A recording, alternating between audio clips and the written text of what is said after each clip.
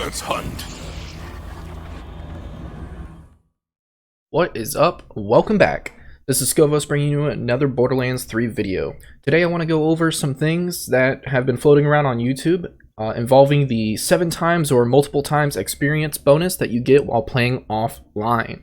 Now, some of the problems that we have with this is whenever we're offline, it will not let you play if you are game sharing. So let me go offline real quick and show you kind of the error message that it'll give you whenever you game share and you're not connected to the internet. So normally you'll get this message here, and this video is going to go on a workaround on how to get that offline XP bonus even though you're game sharing and not have to force close the game every single time. Alright, so first step, and really the only step we have to do, is you want to make sure you're connected to the internet to start off with. So this is showing you that I am online at the moment, and I'm going to go ahead and start up Borderlands 3. So when you get to this 2K logo right here, you're going to want to go immediately over to settings, network settings, and then go offline. So now while that's loading, we switch back to the game. Now we're going to be offline and you still see the 2K logo on the screen, which means it should work perfectly. So now if done properly, we'll connect to the main screen without getting booted from the game, and then that's how you know you've done it right. So I don't want to keep you waiting around. We're going to go ahead and speed up the footage in the background here. That way we can get through these loading screens quickly and efficiently, but I don't want to clip anything away. That way you can see from start to finish that we're loading in, we're using a game shared Xbox and game here, we're getting that workaround to get the offline XP and the pre-patch loot drops on Mayhem 3. So we're going to farm those sweet precious legendaries, get all that loot, and major amounts of XP along the way. So to jump right into this, we're loading into Jacob's Estate. This is a popular farming run for loot tanks. Now before the patches and hotfixes server side for Borderlands 3, there is a guaranteed loot tank that spawns here. Something that many people either don't mention or maybe don't know is that the odds of a second loot tank or third or maybe even a fourth loot tank spawning are fairly high.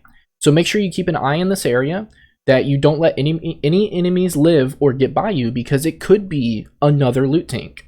And if you're doing this run, you're doing it for the loot. So you want to maximize the amount of loot you can get. And another tip to do this, to get more legendaries out of every single run, to maximize the time spent, is to deal small increments of damage to the loot tanks as they run around.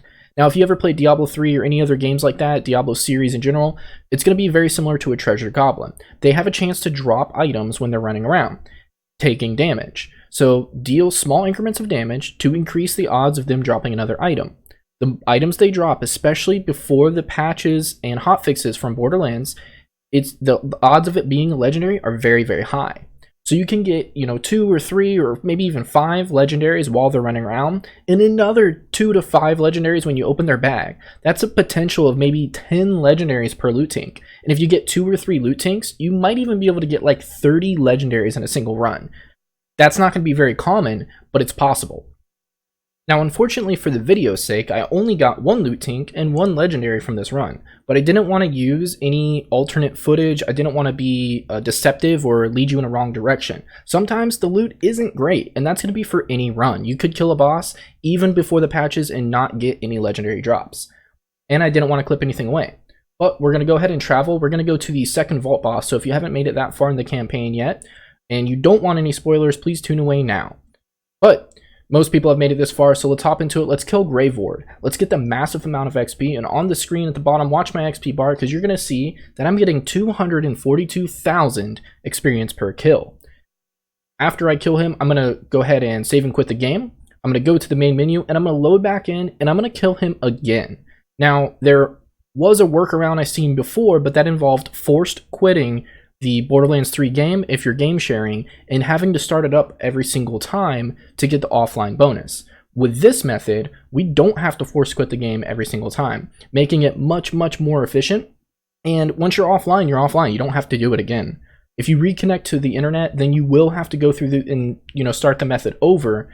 But if you're doing this, you're probably not going to connect online for a little while.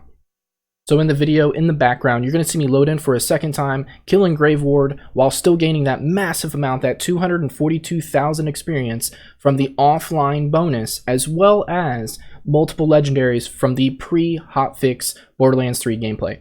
Now, This is all achievable and all very easily done. This is going to be the most efficient and quickest way to do this while game sharing, which I ran into some difficulties and wanted to get it perfectly put together for you before I put a video out on it. So this is how you do it. If you have any questions, drop a comment in the section below. If you liked the video, give me a thumbs up. If you didn't like the video, give me a thumbs down, but let me know why. And as always, have a good evening, afternoon, morning, whatever it is, wherever you are, but thanks for stopping by.